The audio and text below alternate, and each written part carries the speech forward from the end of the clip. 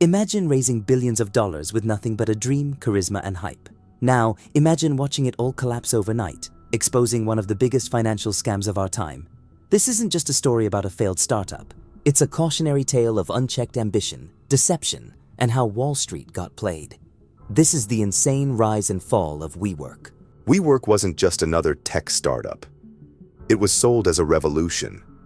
It promised to redefine the way people work, to create a capitalist kibbutz where entrepreneurs thrived.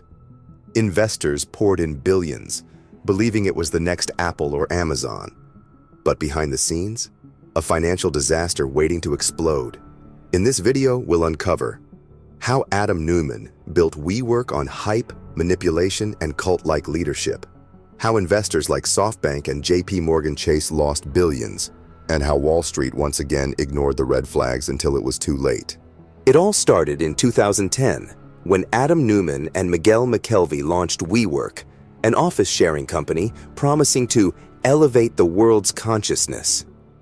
Sounds fancy, right? But at its core, WeWork was just a real estate company leasing office space, nothing revolutionary. So how did it become a $47 billion company? One word: Neumann. Adam Neumann wasn't just a CEO, he was a salesman, a showman, and a master of hype. He convinced Silicon Valley, Wall Street, and the media that WeWork was the next big thing. Investors believed WeWork wasn't just renting office spaces, they were selling a lifestyle. With his messianic energy, Neumann compared WeWork to Tesla, Uber, even Amazon. He said it was not a company, but a movement. He told investors, "We're not a real estate company, we're a tech company," slapping on a higher valuation to attract billions. Neumann's leadership wasn't just bold, it was bizarre. He banned meat from company events, claiming it saved the environment. He walked around barefoot, even in meetings with billion-dollar investors.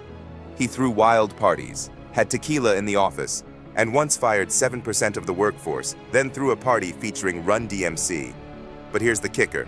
While he preached community and equality, he personally cashed out hundreds of millions before the company ever turned a profit. By 2019, WeWork was burning through cash at an insane rate. They had expanded recklessly, leasing office spaces worldwide, but weren't making money. Still, Neumann pushed for an IPO, initial public offering, to take the company public. And that's when everything fell apart.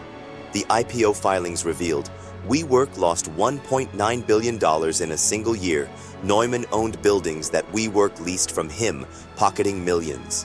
The company had no clear path to profitability. Investors panicked. The $47 billion valuation collapsed to $9 billion overnight. The IPO was canceled, and Neumann was forced to resign. SoftBank, one of WeWork's biggest investors, had already poured $18 billion into the company. When the IPO failed, they had two choices: let WeWork die and lose billions, or to bail it out to salvage their investment. They chose the second option. But guess what? Neumann walked away with $1.7 billion, a golden parachute for the man who ran the company into the ground. Neumann left a multi-billion-dollar disaster behind. Thousands of employees lost jobs, investors lost billions, and WeWork became the biggest joke in Silicon Valley. Yet Neumann, he walked away rich. WeWork tried to recover, but in 2023, it finally declared bankruptcy. The WeWork story isn't just about one man's greed. It's about how Wall Street and Silicon Valley keep falling for the same scam. Hype over substance. Theranos, Enron, FTX, WeWork.